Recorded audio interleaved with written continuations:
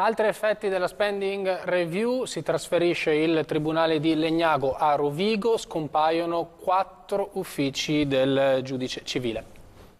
Non è colpa della spending review, ma di una norma precedente che punta a tagliare le spese della giustizia accorpando i tribunali, anche se viene usato il più morbido termine razionalizzare.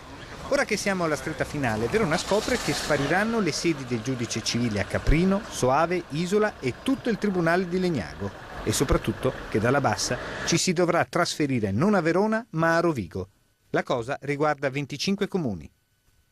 Vuol dire aumento notevolissimo di costi, perché gli avvocati veronesi dovrebbero appoggiarsi a un avvocato di Rovigo e quindi il cittadino pagherebbe 2 volte, 2 parcelle anziché una, per esempio.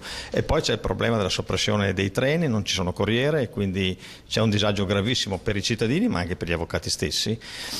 Per i giudici di pace la legge dà possibilità ai comuni di farsi carico delle spese di funzionamento del servizio per evitare il trasferimento e il PD sta provando ad attivarsi perché questo possa valere anche per il tribunale ordinario. Ma i comuni sono senza soldi, difficile che questa possa diventare una priorità su altre.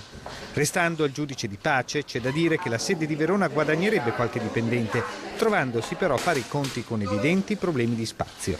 Il contenzioso penale è in aumento, quello civile invece molto più corposo e in calo. In 2 o 3 anni si è passati da 20 a 10.000 pratiche da gestire, quindi la metà soprattutto per sanzioni amministrative, l'immigrazione e i sinistri stradali di modesta entità. Si attendono direttive dall'alto, consci che se cala drasticamente persino il finanziamento per i materiali di cancelleria di uso quotidiano, difficilmente la situazione in generale potrà cambiare. Chiusura anche per l'autostrada, ma qui è soltanto momentanea. Il tratto dell'autostrada del Brennero fra Nogarole Rocca e Mantova